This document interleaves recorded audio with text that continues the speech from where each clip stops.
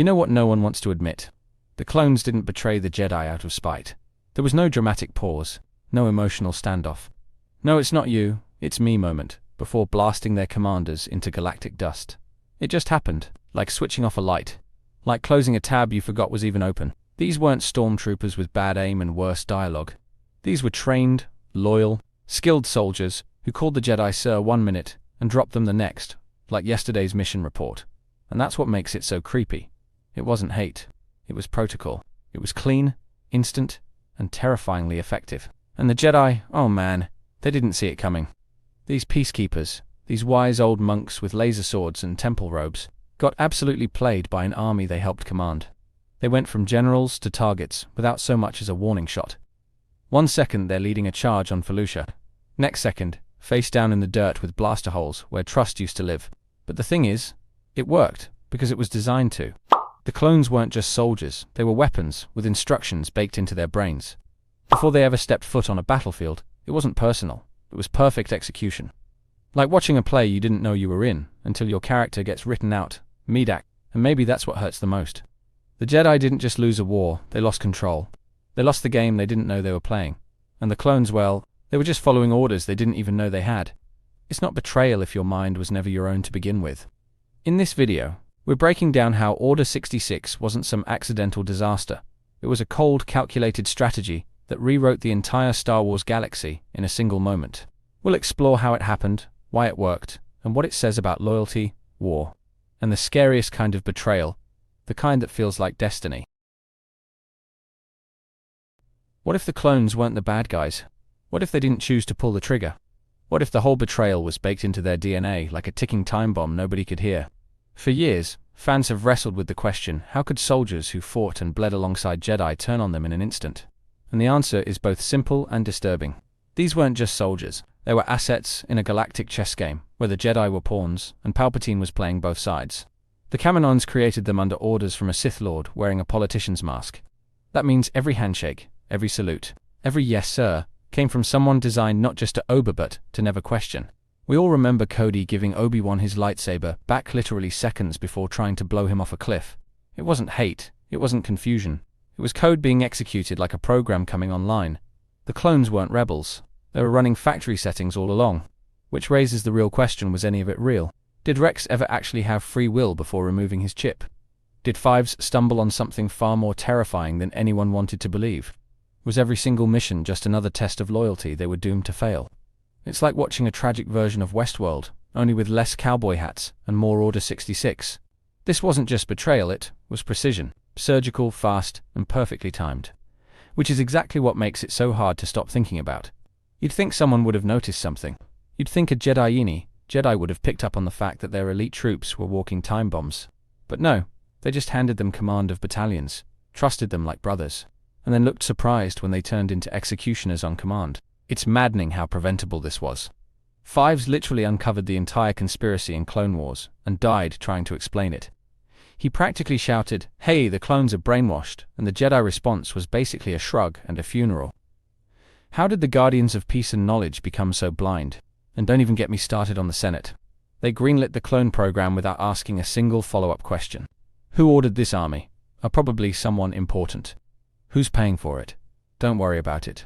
Should we check their brains for, I don't know, kill switches? Nah, they're adorable in those helmets. The entire infrastructure was built on assumptions and blind faith. Assumptions that Palpatine conveniently never corrected. And blind faith in an army they barely understood. The Jedi didn't just get outmaneuvered, they walked right into the trap and pulled the lever themselves. It's frustrating because the warning signs were there. They were loud, they were blatant, and they were completely ignored. And the cost of that oversight was the end of an entire order. What hurts most is that it wasn't personal. These men laughed with the Jedi, saved their lives, celebrated victories, mourned losses, and then, in a heartbeat, everything was gone. The emotional whiplash of Order 66 isn't just in the violence, it's in the silence that follows. When you watch Plo Koon go down in his fighter, or see Ala Secura collapse under a rain of blaster fire, it's not rage you feel, it's heartbreak. These weren't enemies turning on each other, they were friends. Friends whose bond was strong enough to weather war, but not strong enough to override a chip. Even Rex, one of the most loyal and respected clones in the galaxy, broke down in tears while trying to fight his programming. He knew what he was doing was wrong, but he couldn't stop it. The moment he turned on Ahsoka, it wasn't just a betrayal, it was a tragedy written in his bones. The clones didn't want to do this. Most of them didn't even realize what they were doing until it was too late. Some of them never realized it at all. They thought they were following orders to preserve the Republic, not destroy the very foundation they were created to protect. And the worst part is, the Jedi never saw them as disposable. They gave them names, identities, trust, but the galaxy saw them as numbers. And when the switch flipped, that's all they became again.